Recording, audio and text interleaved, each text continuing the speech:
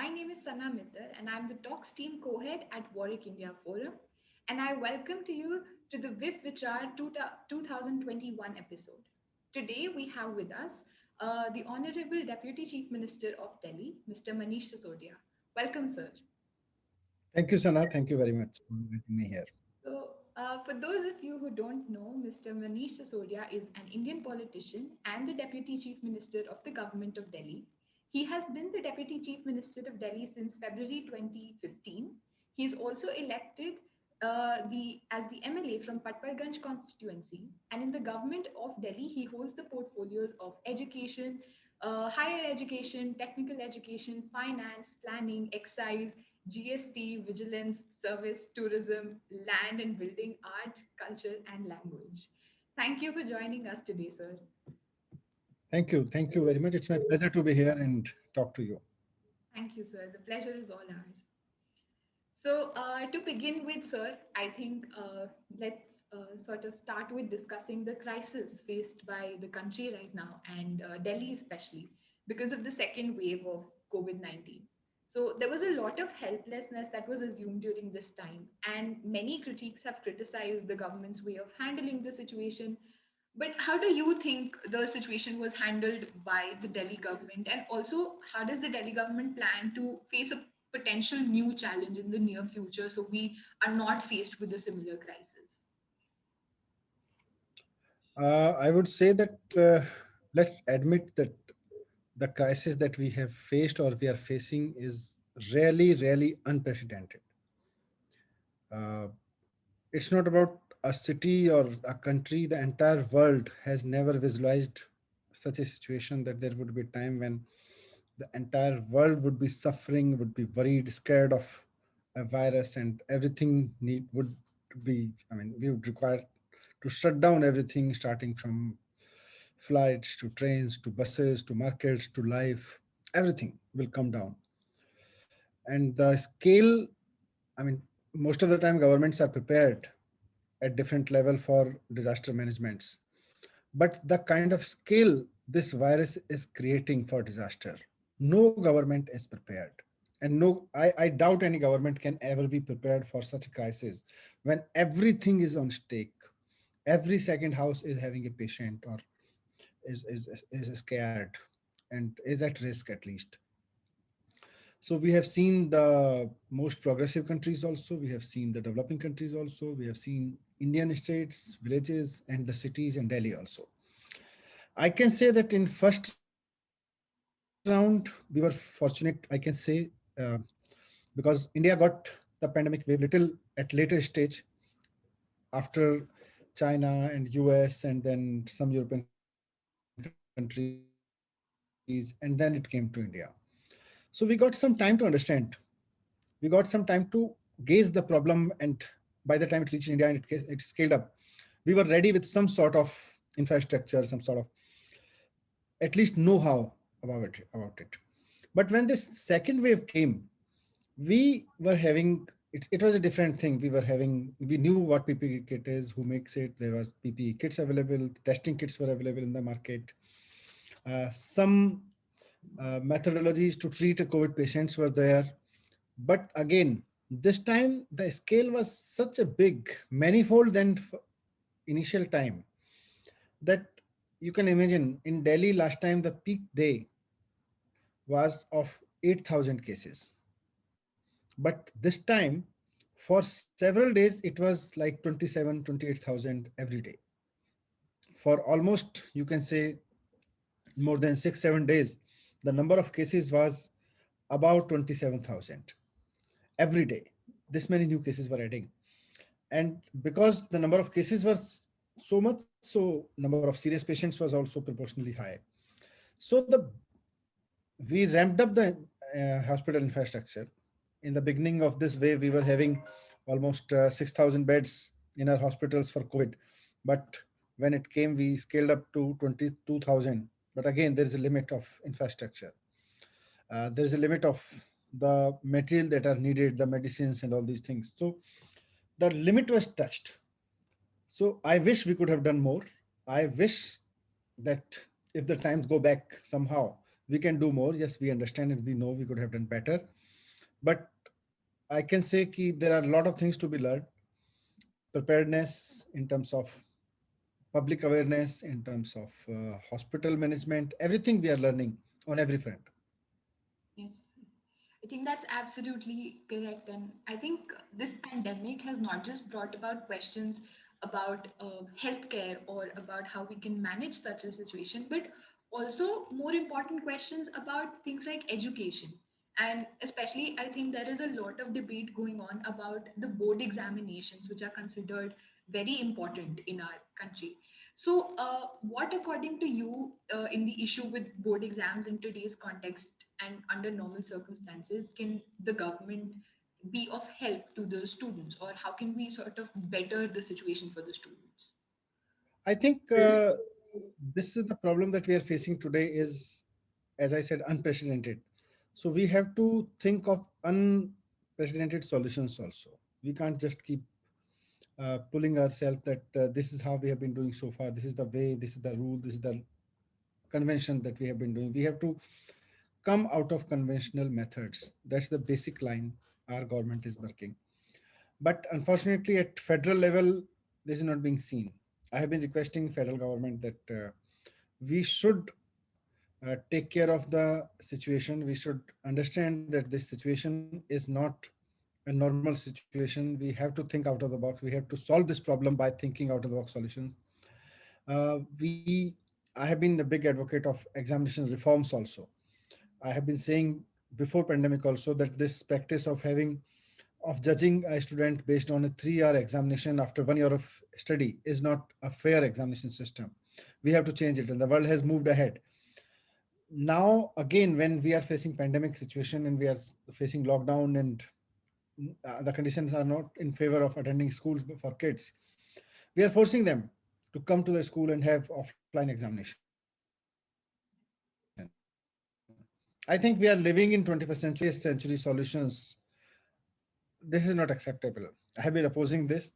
We can devise so many. Chhattisgarh has done. They have given answer sheet and the question paper to the students and told them that come come to us within 5 days with a complete answer script. That's another way. They say that we are designing a question in a way that a student can't copy from the books. Goa IIT has just evolved a method where they are offering the student for evaluation that you design your own question and you design the answer then, and we'll judge you not based on your answer only. We'll judge you by the quality of your question also. That's a fantastic method. So we can come. I mean, we can devise a lot of solutions. The world has moved ahead long back. We are stuck to this 3 year examination system. I'm not in favor. I'm opposing it, and I hope people listen this, that at this tough time we should not push our students, we should not push our kids for schools. Right.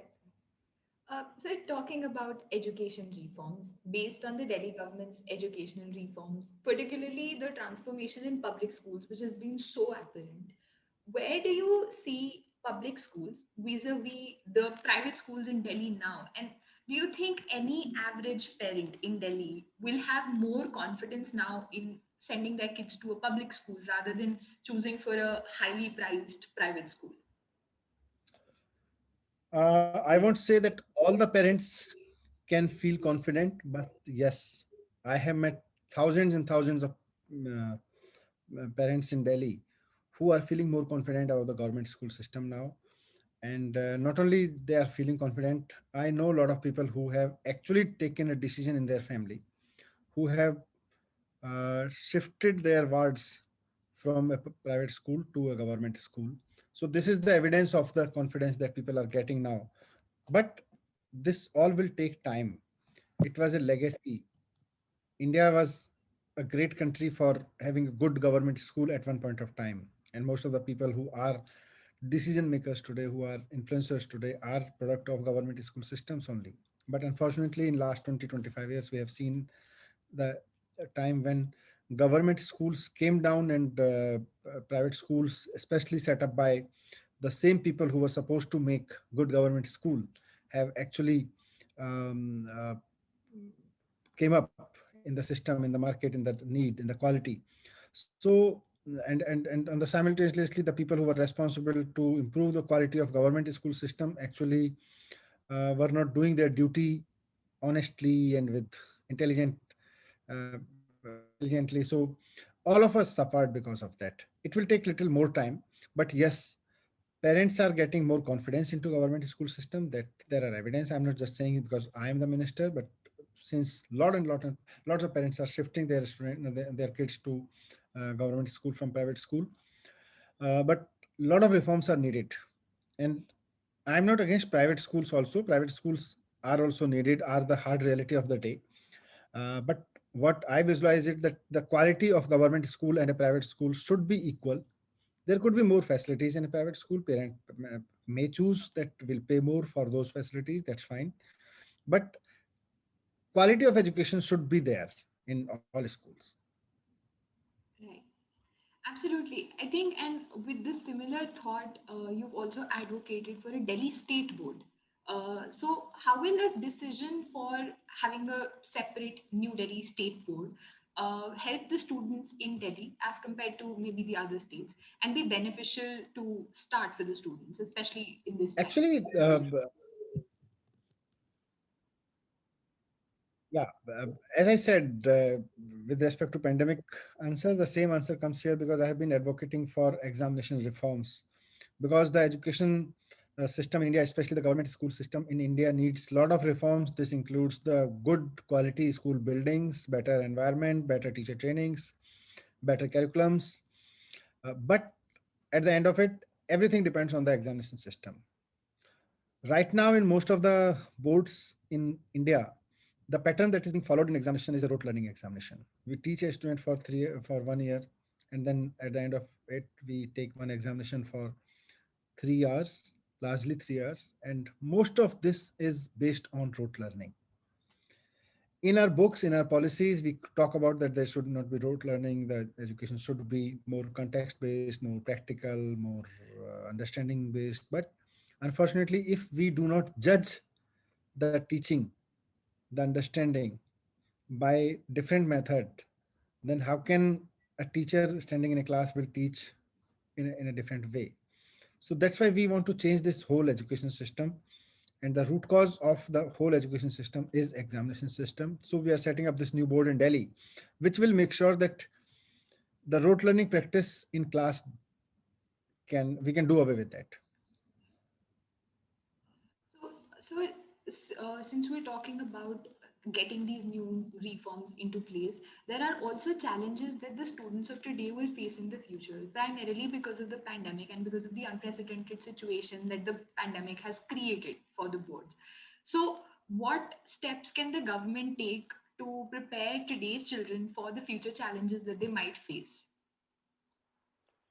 I think first of all, appropriate behavior is very important because knowledge of science, knowledge of mathematics or language is a different thing for, I mean, if you see them as a skill. But using that knowledge of science or literature or society in your own life is very important. Uh, when situations like this come, then appropriate behavior for society also and for yourself also, it's very important. So education has to make sure, it should ensure that anybody who is getting education after say 12 years of education, school education, should be equipped enough to handle the situation. If the time is saying that you should wear mask, you should actually, whoever you are or whatever you do, but you should wear mask. If the situation is demanding that you should maintain social distancing, then you should. At least we can expect the educated mass to follow that. Unfortunately, we have seen that in recent time, especially in this transit time between first phase and the second phase of the pandemic in India, we have seen that not only uneducated but most educated masses we have seen have not been behaving in not with following COVID protocols. So all these things need to be taught and ensure that any education person, any educated person who is coming out of education should actually know what is good and what is wrong, but not only should know, but should also implement in his or her life. Right. Sir, I think the qualities that you're talking about are also advocated in the new education policy that has been coming up in India. So, how do you think such a new education policy will benefit students and will help enhance the quality of education for them and make them equipped to have skills that they can use in the 21st century? Actually, new education policy is talking about a lot of good things, but the problem is that these good things can't be implemented unless we have a roadmap for that. These are the good things that we all have been talking about them in education system. Not us. I mean, when we say we, it doesn't. I doesn't mean. I don't mean. I don't mean government of Delhi only. Entire education fraternity, all the governments, all the people who are involved in education have been talking about that education should have this, education should have that, education should be like this, should be like this. But unfortunately, we have been just talking. And here also we are just talking. If we could have a roadmap, and for that roadmap, we need to have clear understanding what is happening on the ground, why it is happening, why these things are not happening, because just it's not that we are not talking, we were not aware that the education should not be rote learning. Education should be based on the understanding the course, the basic concept should be clear to the student. When were we saying that it should not be like this? But unfortunately it's not happening. Then we should know why it's not happening. The education policy should actually tackle that minor part. You can just paint the entire picture and say this is done, this is not done. We have to find out the reasons why it was not happening. If we can find out and then give a policy that this is the policy, now we'll solve this, this was not being solved because of this, then we solve it. So good thing, good policy, but without a roadmap, without a plan. Right. I think on that note, is there anything, a small message that you would like to give to young people in India and outside as to how they can deal with the challenges they that they face right now and that they face in the future? uh, I would request everybody who is getting education that you must be having a lot of dreams. You must be having your career dreams, your economic, socio-economic position dreams, the designations you must be thinking of, that one day I'll become a CEO of this company or set up my own company or hold this post in government, whatever you must be thinking. These are dreams for based on your skills. You should dream about your own challenge on your own evolvement also. How are you going to evolve? Where are you standing in terms of your thoughts, in terms of your behavior, in terms of your own way of living today? You should make a list of that for your own self, not to tell others, not to write on blogs, not to make a status of WhatsApp or Facebook or Instagram, but just for yourself. Note down. And then think that what will happen to this list after 6 months? What I want to see in this list after 1 year, 2 years, 3 years? And connect that to your education. You are not getting a science education just to become a scientist or engineer only or a doctor only. You are getting science education so that every student who is studying science, at least up to school level and up to certainly at some university level also, to have some scientific approach in living. Are you adopting that? If you are not adopting that, then why are we teaching you science? Why are we teaching you literature? Why are we teaching you social science, environmental science, if you are not actually adopting that into your life? Just for skills, just for jobs, just for showing off, it's not going to work. So I hope that every person who is studying in a school or college would make a wish list for his own development, for himself or herself, not for others. Most of the time we make a list of the development that we want to change ourselves for others, for the world. But for ourselves, what we want to change should be also, it should be clear to us also. That's it.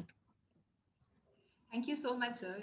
It was an honor talking to you. Thank you so much for taking out the time. And I think all Thank I you, Sana. Thank you. It was lovely talking to you. Best wishes to all the persons who are watching this. Thank you. thank you so much.